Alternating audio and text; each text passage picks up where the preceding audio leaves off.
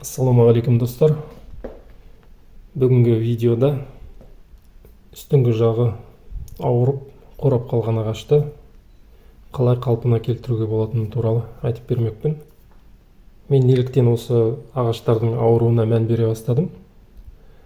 Менің осы аулада 40-тан астам жеміс ағаштары өседі. Оның ішінде осы ағаш бірінші болып менде ауырды. Бұл үлкен ағаш болған, 10 жылдан асқан, кәдімгідей үлкен ағаш, жеміс беріп тұрған. Жаздың күні сондай ауырып, түбіне дейін ауру жағы ендеп, бүкіл денесін алып кеткен кезде мен сол кезде ғана байқадым.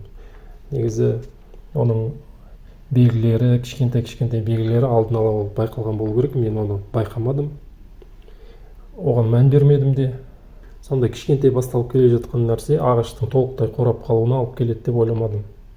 Осы жағдайдан кейін ағаштарда қандай да бір ауру белгілері басталса, кішкентай болсын, нүкте сияқты болып басталса, соған мән беріп, уақытында амал жасауға әрекет жасап жүрмін. Өйткені кішкентай кезінде күресу оңай. Бұл ағаш енді қурап түбіне дейін жетті. Сол кезде ғана көрдім де не істедім, бұны бір күрек бойы төменге қарай қазып, кесіп алып тастадым. Одан кейін жаздың күні сол жерден мына екпенің жабайы бұтақтары өсіп шыға бастады.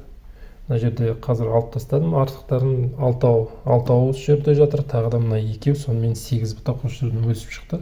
Солардың ішінен ең ірісі деген осы екеуін таңдап алдым да, біреуіне телу жасадым, екіншісін резервный қалдырып, оны да жасап қойдым. Менде енді екеуі де алып кетті, оның біреуін алып тастаймын, әрине кішірегі керек жоқ. Көктемде оны алып тастап, мына біреуін қалдырып, соның ары қарай өсуіне жағдай жасаймыз.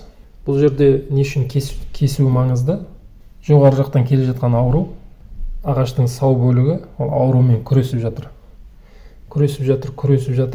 Егер де сіз сау жерден алып кесіп алып тастасаңыз, күресуді тоқтатады да, сау бөлігі жаңа бұтақ шығаруға әрекет етеді. Одан кейін шыққан бұтақтар, ол әрине ол сау болып шығады. Аурудан айығып кетуіне мүмкіндік бар. А егер бұны кеспесеңіз дер кезінде, ол мынау бұтақ шығаруға күш жоқ, аурумен күресуге бар күшін жұмсап жатыр. Одан кейін ауру жоғарыдан келе жатыр, төмен қарай келе жатыр, бұл жеңіліп келе жатыр, одан кейін не істейді, тамырға дейін жетеді. Тамырды да өлтіреді, содан кейін ағаш толық қурап кетеді.